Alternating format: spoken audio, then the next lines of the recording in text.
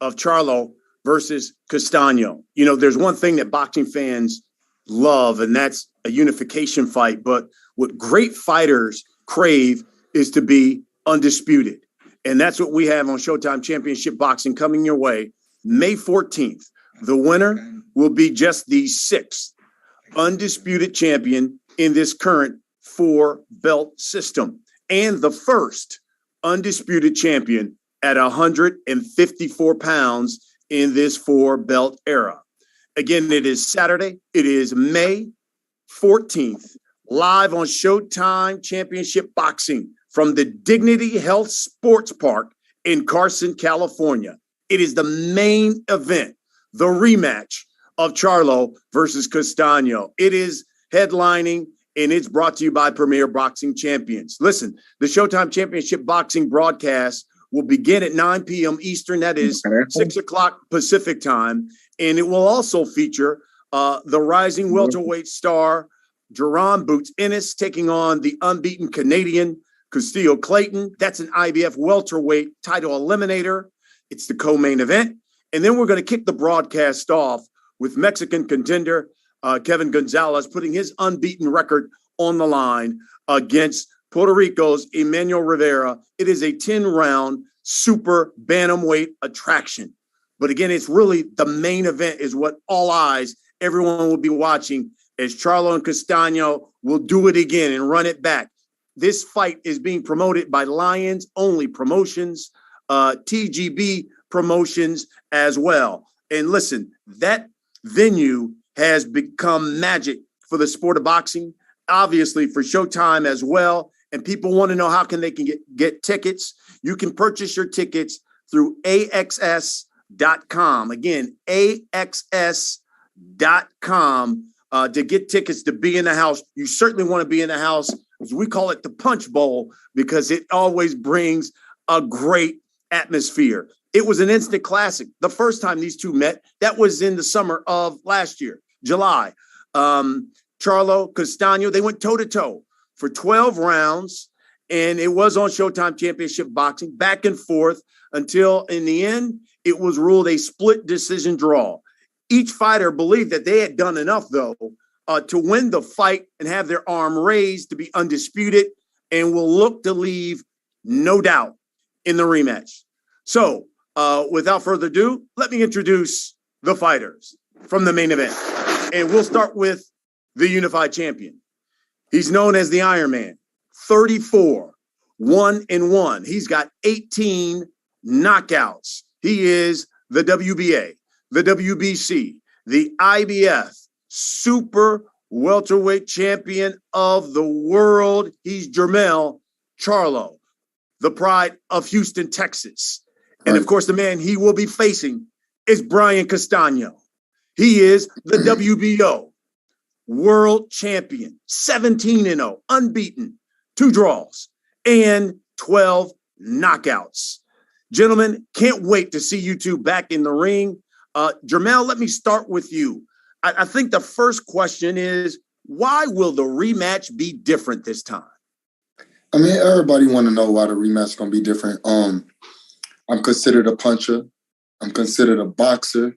So I got some things, some tricks I'm going to bring out the hat this time, you know. I hate that I didn't close out the fight the way I should have. And one thing Brian Castano knows is, you know, he got his hands full again. And this time I'm going to be better, stronger.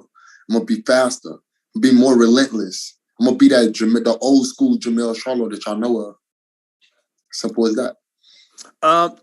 Brian, let me come to you. Same question. Mel says he's going to be bigger. He's going to be stronger. He's got a few new tricks for you this time around. You tell us why, champ. The rematch will be different. Bueno, Brian, la pregunta es la siguiente. ¿Por qué esta revancha crees que va a ser distinta a la pelea original? Jermell dice acá que vas a tener las manos llenas con él, ya que él va a pelear como el Charlo de antes, como que no te va a dar respiro. ¿Vos qué decís? ¿Por qué Brian Castaño va a hacer que esta revancha sea distinta? Yo creo que él sabe que soy un rival difícil. Él sabe que la primera pelea la perdió y Y nada, yo voy a hacer mi trabajo, a mí no me importa si viene a hacer el Charlo de antes o el Charlo de ahora, a mí no me importa. Yo voy a hacer mi trabajo que vengo haciendo día a día y peleas son peleas. Yo hablo arriba del ring, a mí no me gusta hablar abajo y nada, voy a hacer mi trabajo. Yo creo que él sabe que adelante tiene un guerrero de verdad y le va a costar. Haga el trabajo que haga, yo voy a hacer mi trabajo.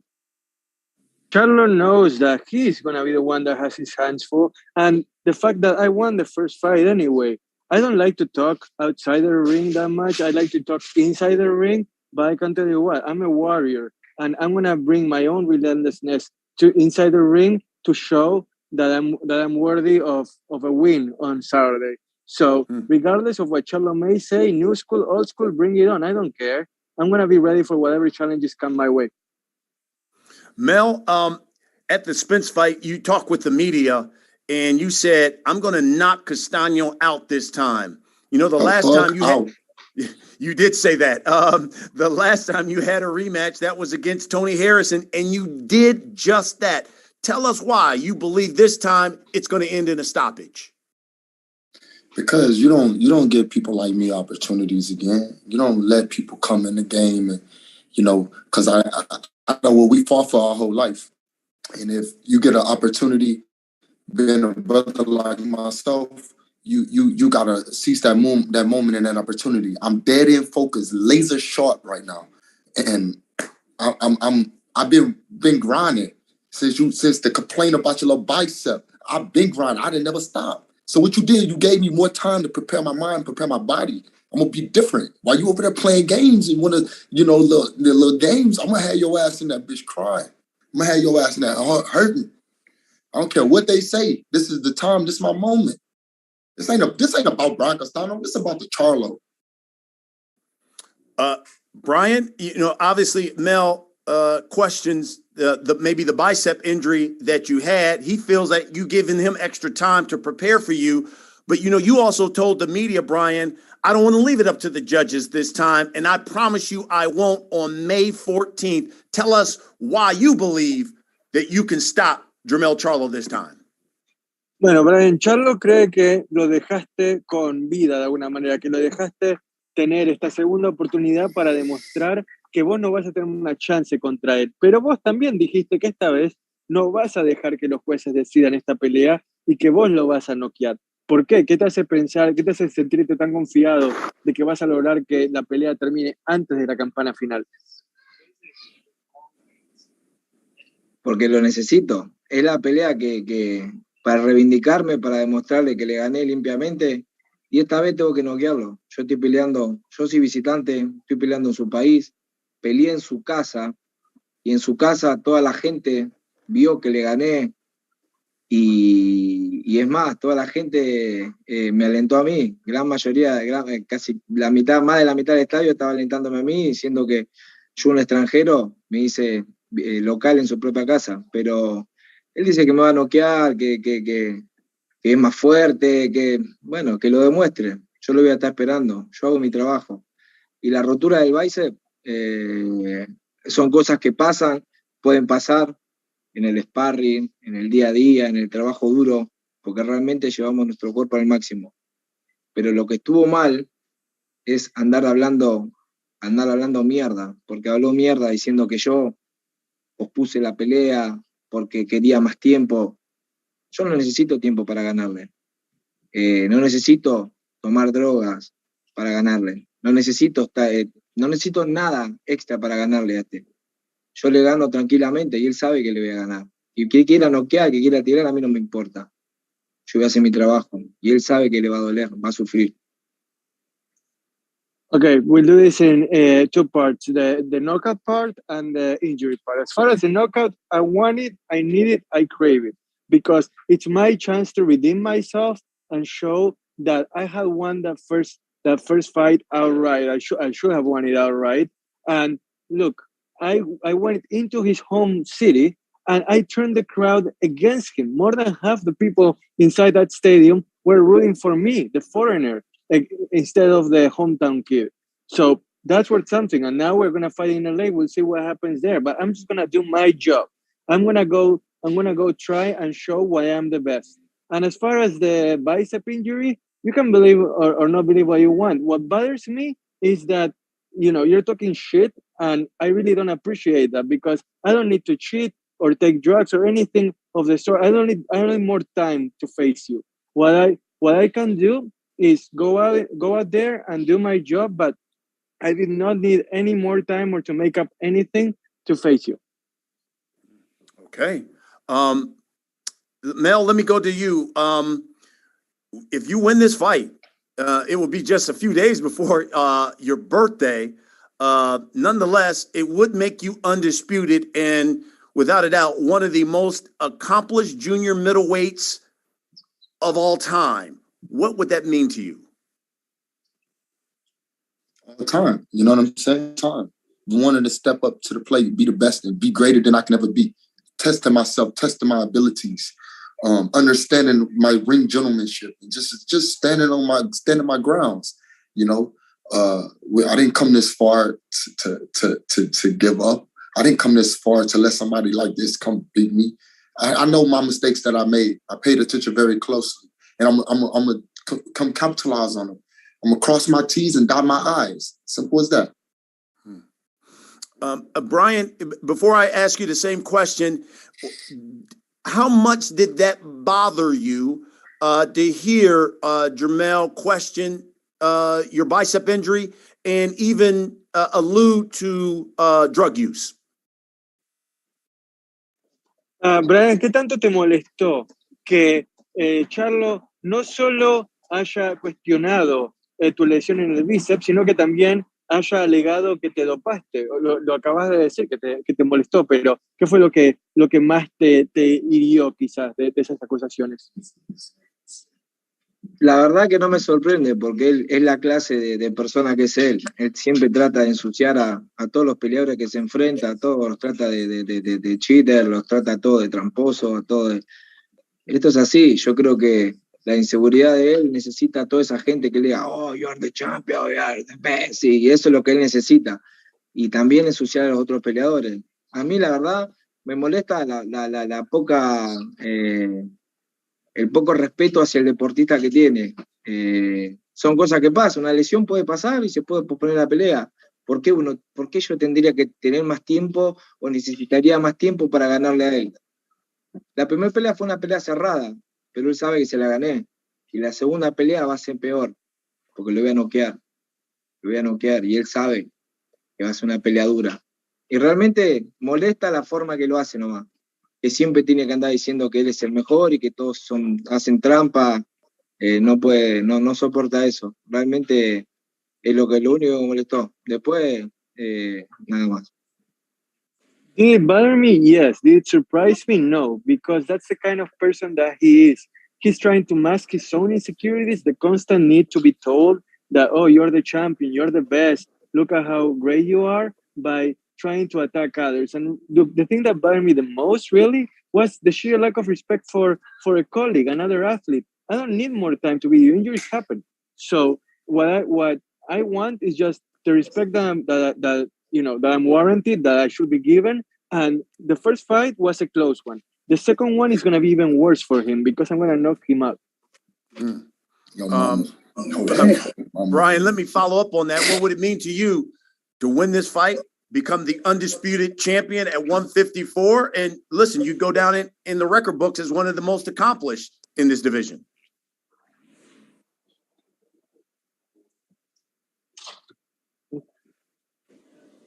Martin, can you give the translation, please? Oh, yeah, no, sorry. I didn't know that was for Brian. My bad. ¿Qué significaría para vos ser el campeón indiscutido de la división? El estar en el panteón de los grandes como campeón indiscutido, el primero de la historia de las 154 libras. Seguro, obviamente. Uno siempre en el boxeo quiere hacer historia y quiere demostrar, ¿no?, que es uno de los mejores de su categoría, del mundo, estar entre los mejores libra por libra, que es algo que cualquier peleador de la élite del boxeo querría, pero para mí son peleas tras peleas que uno tiene que ir ganando, y el que se me ponga enfrente, sea Charlo, sea el que sea, vamos a tratar de dejar todo para salir victorioso y demostrarle también a la gente que acá tiene un guerrero que siempre va a dar que hablar, nada más que eso. It's what every fighter dreams of, right? What every fighter sets out to do. You start building your legacy brick by brick, fight by fight, and then you get the opportunity and you gotta make the most of it, because they don't come along often. And I want to show the people out there in Los Angeles and around the world that I'm a warrior and I'm out there to be a winner and to provide the fight that people want to see.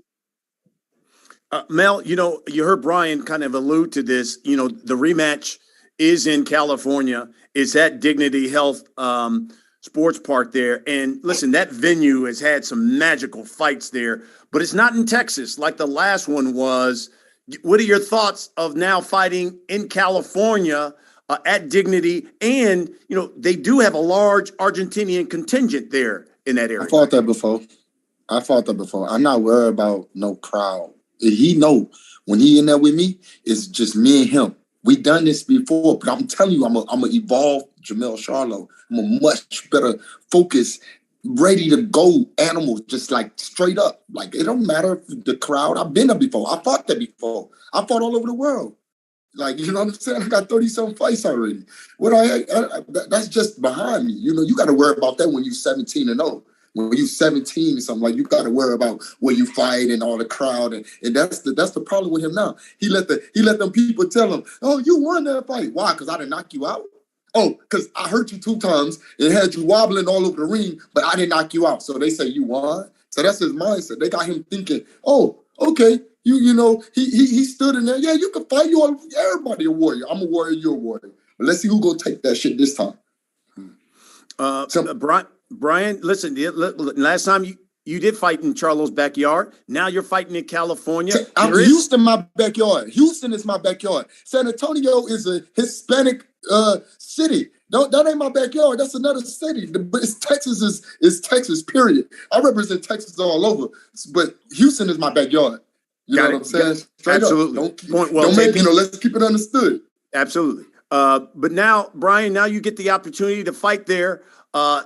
In California, you have a large Argentinian contingent that is in that area. How much does that motivate you going into this rematch? Ahora vas a pelear en Los Ángeles, Brian, y como pudiste escuchar, Jermell dice que está acostumbrado a pelear donde sea. Pero vos, sabiendo que seguramente va a haber un montón de argentinos copando la tribuna, cantando y alentándote, ¿qué tanto te motiva el saber que vas a tener a un contingente importante de tus compatriotas ahí? Realmente a mí no, la gente no me importa. Siempre fui de visitante a pelear a todos lados, sean 10 personas, sean 3, sean 100.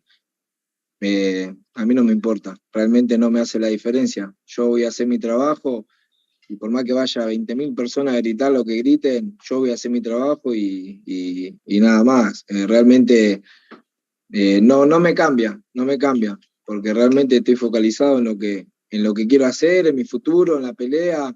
Ahora está adelante mío y lo voy a bajar. Y sea que se me ponga adelante, lo voy a partir al medio, es así, lo voy a quebrar. A mí no me importa, sea Charlo, sea cualquiera. Porque estoy focalizado en mi pelea y lo que voy a hacer. Habló de más y se lo voy a hacer pagar el 14 de mayo. The crowd really isn't the factor for me. While I appreciate the support, it's all about me and him inside the ring. And I promise you, I'm gonna make him pay for everything that he has said and everything that happened in the first fight. I'm gonna break him. I'm gonna make him suffer, and that's all that matters. It doesn't matter if it's in front of 1, 2, 300, or 20,000 people. What I have my sights set on is him and only him. Me and him inside the ring. That's all. Mel, your response to that, he as he talked about, he feels like he wants to make you pay for everything that you've said about him. You just give me your response to that. I don't have no response. That's what they want me to do. They want me to be quiet. They don't want me to talk. You're okay, Brian Castano. Okay. We will see. Let me ask you this here before we get to the media. Listen, your division is phenomenal. You have so many really good fighters there, guys who've kind of stepped up to the forefront, whether it be Fundora, Tim Tszyu has kind of entered it. Where do you see the winner, Mel, being the undisputed champ? Do you defend the belts and stay at 154, or after becoming undisputed, would you move up? I don't care. I just want to get this fight right here out the way. I want to show the world that it's a reason why the Charlo twins and the Jermell Charlo and why I'm where I'm at, why I'm one of the top dogs. I've been doing this way longer than this dude. I don't care if he been somewhere fighting over there. He never really ran into this brother right here. And when he see what I mean by that, he'll find out May 14th. I'm not going to say nothing. I'm going to let him keep on thinking that it's okay. And cool, yeah, try. All right, we'll see. Brian, last question for you. What do you see the champion, you win this fight, be undisputed. Do you stay at 154, defend the belts, or do you move up? Brian, si ganás el título indiscutido, tenés los 4 cinturones, ¿qué pensarías hacer? ¿Preferirías quedarte en la división, defender los cinturones, o subir de división y buscar otro desafío? Bueno, que nada, hay que pensar en esta pelea, ganar esta pelea, y ganando esta pelea, yo creo que nunca vas a poder defender los 4 cinturones. Tenés muchos retadores y el tiempo no te va a dar. Creo que se harán alguna que otra pelea con los nombres que la gente quiera, que la afición quiera, y después a trabajar. Creo que primero hay que pensar en esta pelea, y después lo que venga será bienvenido. Hay que darle a la pelea lo que pide la gente. Lo que pide la gente será dado. So, first of all, let's stay focused on the moment. I can't look past this fight. Gotta win this fight. Then, if and when I become undisputed, yes, I would say that, defending the 4 belts is an almost impossible challenge because there are, first of all, too many challengers and there's not enough time. So if I become undisputed, I will just say that I will go up against anybody that the public wants and please the crowd with whichever opponents they want to see me fight against in the future. Well, listen, I know there are a number of members of the media who want to talk to you guys, so let's get right to some of their questions. Andrew Roberts is with us from Swanson Communications. Listen, members of the media, hit the raise your hand icon there on your Zoom. Andrew will acknowledge you, and then you can unmute yourself and ask the questions to either champion or both, whether it be Jermell or Brian. So, Andrew, if you would, take it away. Thanks very much, Brian. Really appreciate it. Our first question will come from Keith Idek at Boxing Scene. Keith, please unmute yourself. You can ask your question. Yes, I have questions for both Jermell and Brian. I'd like to start with Jermell. Jermell, he said your chin has obviously been one of your greatest strengths throughout your run here. He said he was going to knock you out. I was just wondering if you could maybe assess his power, having been in the ring 12 rounds with him, and maybe how it compares to some of the other fighters that you fought. I can't speak on his power. That's not important to me right now. Like I don't care about his power. I don't care if he's stronger. I don't care about none of that. It's about skills, and we're gonna show that on the 14th. I don't care about assessing someone's power. Oh, he this and this and that. I don't know. I don't know. I've been hit with hard punches in that. Have you gone back and watched the fight several times? Yes. I studied this time. What did you think? The scores were all over the place, obviously. What did you think was a fair score after watching it a few times yourself? I won the fight, period. Never let him down on my side. I hurt him way more. He made an edge a few rounds. I won the end of the fight. Won the beginning, the first couple of rounds. I don't know what y'all talking about. Simple as that. Y'all go watch him fight. Did y'all go back and watch that fight and study round by round? What you think? Ask him. I will. I just have one more question for you. Confidence has never been an issue for you, obviously, but how much more comfortable does it make it for you that you've been down this road before? You fought Tony Harrison the first time, then you came back and knocked him out. How much more comfortable does that make you going into this rematch, having been down that road? Y'all know what I'm about. Y'all know what I possess in the ring. I'm comfortable even with through the storm. I was built for this. I was bred for this. This is not just some the jump. I'm made for this. So I'm comfortable enough to be in this. Thanks, Jermell. Brian, the same question to you. After going back and watching the fight, what do you think was the score of the 12-round fight? Brian, me imagino que has vuelto y has estudiado la pelea que tuviste contra Charlo. En tu opinión, ¿cuál hubiese sido un puntaje justo, considerando que los puntajes estuvieron de un lado para el otro, no tuvieron una sintonía, que digamos? Entonces, Charlo cree que él ganó la pelea, no importa el puntaje. ¿Vos qué puntaje le hubieses dado a esa pelea? Bueno, yo creo que la pelea la gané por 2 puntos.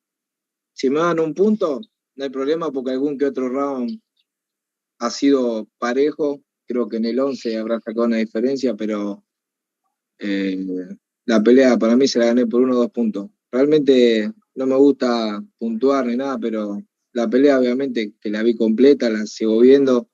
Obviamente uno tiene que ir chequeando preparándose para la siguiente pelea, ¿no? I saw the entire fight from beginning to end too. I studied as well, and I think that I won by 1 or 2 points, because the fight was close, but I was clutch enough to make the difference in those key moments where I thought I should have come out with the win. My last question is for Brian. Could you just detail how you injured your arm in training, how much time you had to take off, and when you came back to training, you knew that you'd be able to move forward with the fight on May 14th? ¿Qué pasó? ¿Cómo te lesionaste? ¿Cómo fue que te lesionaste el bíceps? ¿Cómo te afectó la inactividad y cómo has vuelto al ruedo en el entrenamiento? Bueno, realmente me lo lesioné en un sparring, con un sparring, un amigo que siempre me ayuda en el gimnasio acá, en el Knockout Boxing. Nada, fue un desgarro en el bíceps y nada, estuve parado 1 mes. Estuve parado casi 1 mes en tratamiento, mientras Charlo decía que yo que necesitaba más tiempo, que estaba consumiendo drogas para ponerme más fuerte, para bajar, no sé. Mientras él hablaba mierda, yo me estaba recuperando el brazo y tengo todos los estudios, todo demostrando que fue así. Pero realmente sí, me afectó en la preparación, obviamente. Necesitamos más tiempo, por eso se fue estirando, pero realmente lo rehabilité muy bien, ya lo tengo bien fuerte, gracias a Dios estoy esparreando duro y ya está bien curado, así que nada, estoy contento porque estamos trabajando y venimos muy bien para la pelea. The injury happened during a sparring session with an old friend of mine that always helps me out. I just plain old tore my bicep, and I had to be, I had to stop everything for a month while Charlo was talking shit and saying that I was doping, that I was trying to become stronger through other means, and all I was doing was trying to recover. I have the extras, I have everything to prove that was the case. And now, after coming back from that, I'm so happy because everything has been going swimmingly. Everything has been going really well. The sparring sessions have been outstanding, and I feel better than ever before May 14th. All right. Thank you for those questions, Keith. Our next question is going to come from James Bell at the Boxing Source. James, please unmute yourself and you can ask your question. All right. Thanks, Andrew. 2 questions, one for Jermell and one for Brian. Jermell, Showtime Sports president Stephen Espinoza was saying that you were like one of the more exciting fighters out there in the 154-pound division, and that you should be appreciated for what you've been doing there at 154. Kind of like going to that in your legacy at 154, and if you get this win, how that could like put you there as far as like being a Hall of Famer, as mentioned on Saturday. If I'm gonna be on the Hall of Fame, it's gonna be legacy fights like this one, and I look forward for it. I appreciate Stephen Espinoza for giving recognition for when it's due and giving flowers when they be deserved. But I don't create these lists. I don't make out these rules. I just fight. You know what I'm saying? So becoming a Hall of Fame is obviously my moment, and these are the moments right now. And my question for Brian Castaño. I know that you have this fight coming up on May 14th, but it seems like there was, the delay for the fight that was originally scheduled on March 19th, but also the previous year, like immediately after the first fight, it seemed like, you know, the fight couldn't materialize during 2021. Kind of like going to, if possible, why the fight could not happen in 2021.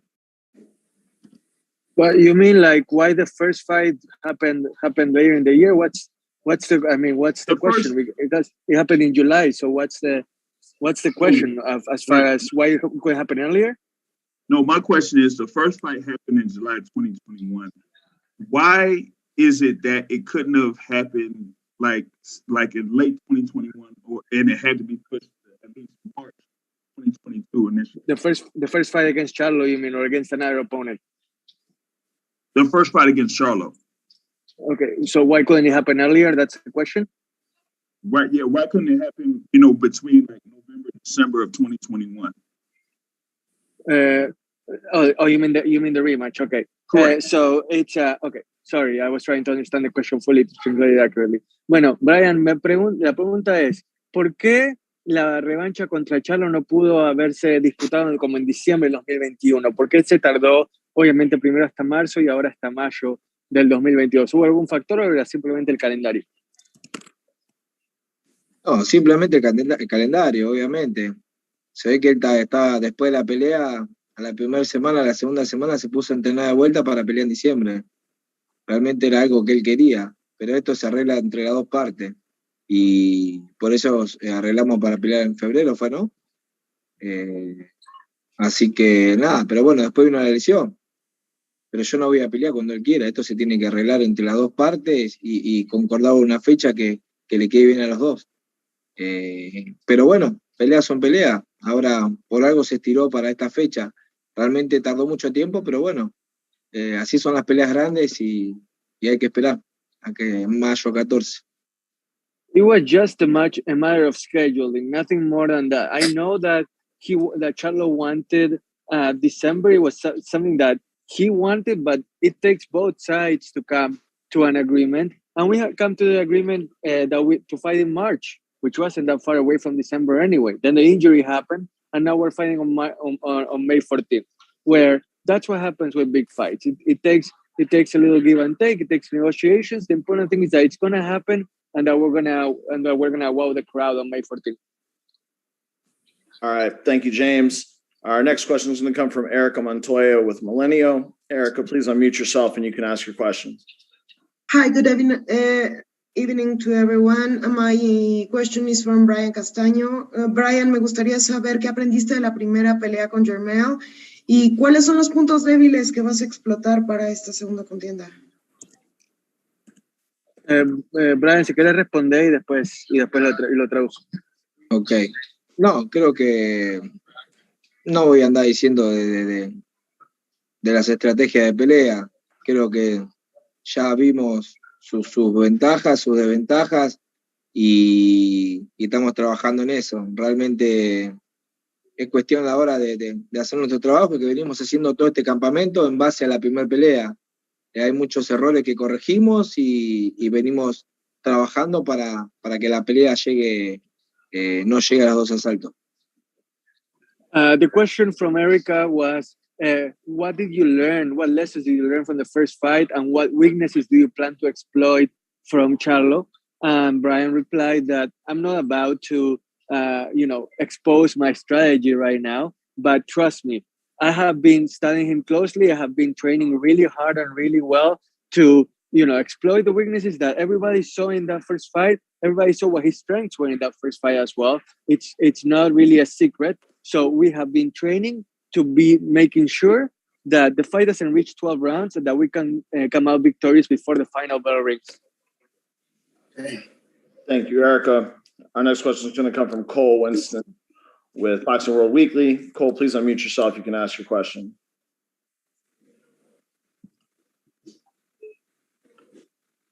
You there, Cole?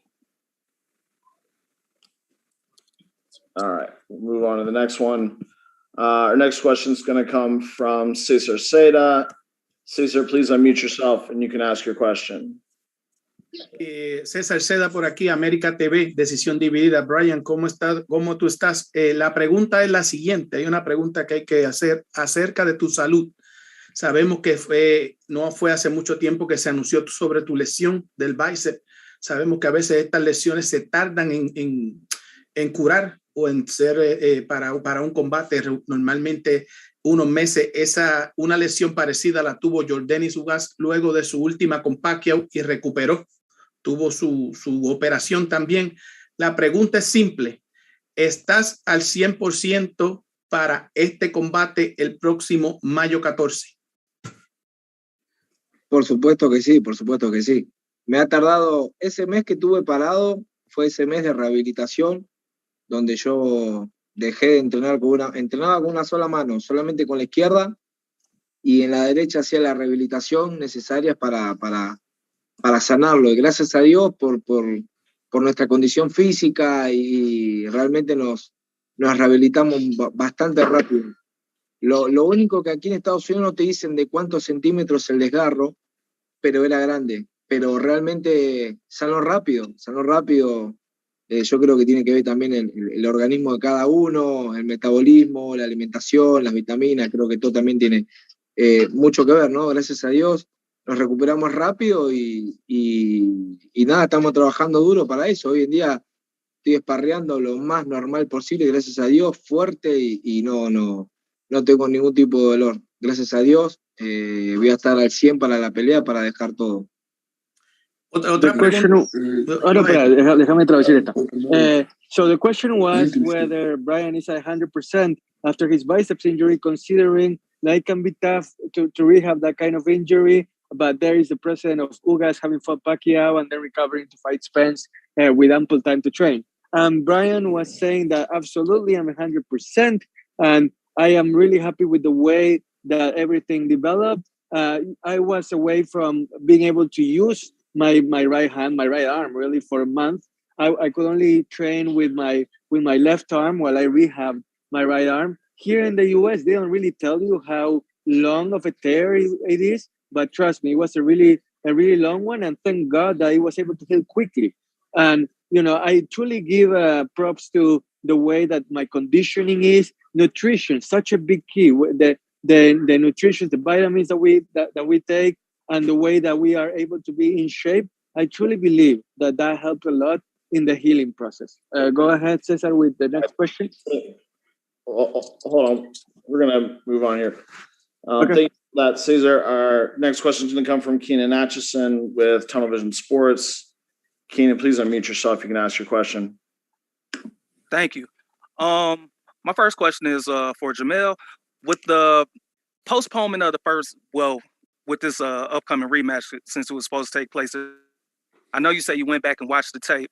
When you went back and watched it again during the postponement, were there things that you didn't pick up the first time you watched the fight? Little things that you may have missed the first go round that you were able to pick up on?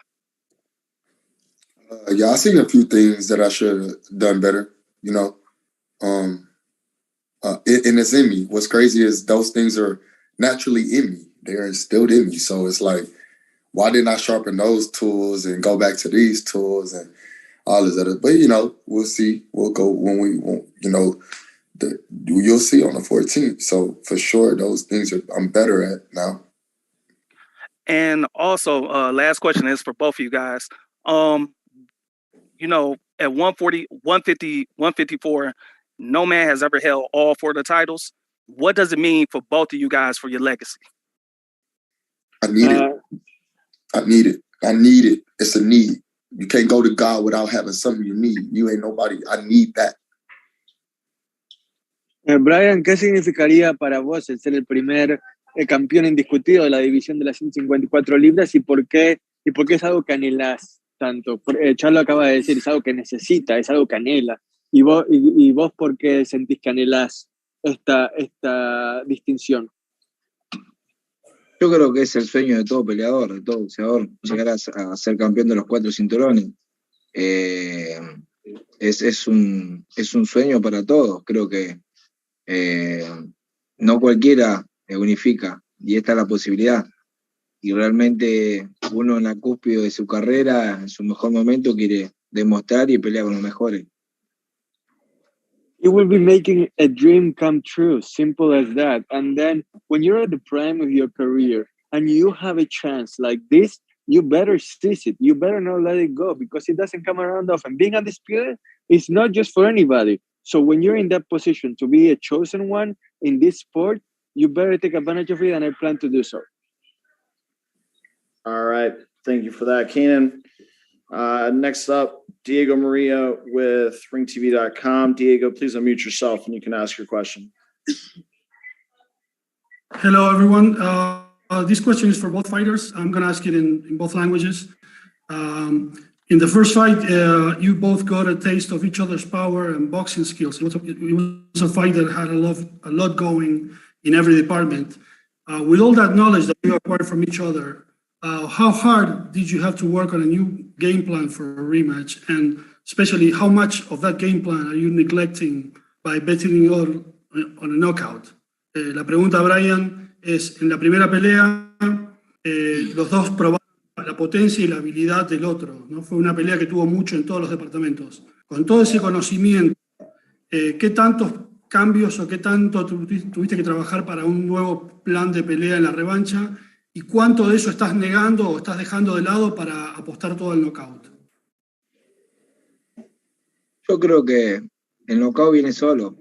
El knockout viene solo en base al trabajo que uno hace, ¿no? Creo que hemos trabajado muy fuerte, como en todos los campamentos. Yo siempre trabajo muy fuerte, trato de dejar el 100 en cada entrenamiento y nada, peleas son peleas. Esto es así, uno va a dejar el 100% arriba del ring y va a dar todo. Obviamente que el knockout viene solo. Es así, yo voy a trabajar, voy a hacer mi trabajo.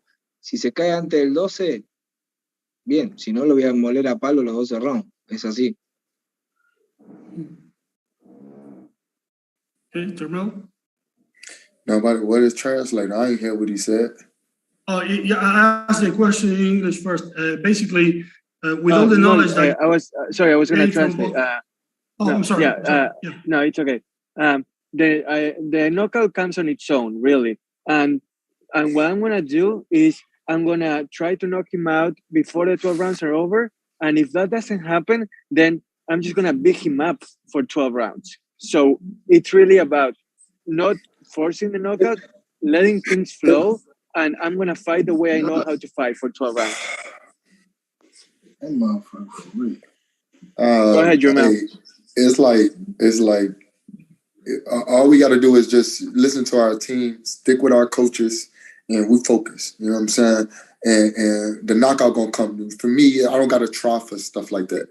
I'm with you. They need to be worried about me knocking him the fuck out. Like they worried about him knocking me out. He gonna see get run into a trap, and you'll understand that by later. We'll talk about that after the fight. Thank you, Diego. Our last question is going to come from Terrell Van with FightV360. Terrell, you can unmute yourself. Please ask your question. Martín, no sé ni lo que dijo. ¿Qué cosa? ¿Qué sabe lo que lo dijo Jermell? Okay. Lo que dijo Jermell es que el knockout que él tampoco va a buscar el knockout, que él va a hacer su pelea y que va a demostrar dentro del ring de lo que es capaz. ¿Le querés responder algo o no? O simplemente vamos a la próxima pregunta. Que no lo demostró en la primera pelea, que necesita pelea y pelea para ir demostrando cosas. Look, Charlo, to what you just said, you didn't show what you just said in the first fight. So let's see what happens in the second fight, because what you were just saying about the knockout and everything, you really didn't show it in that first fight.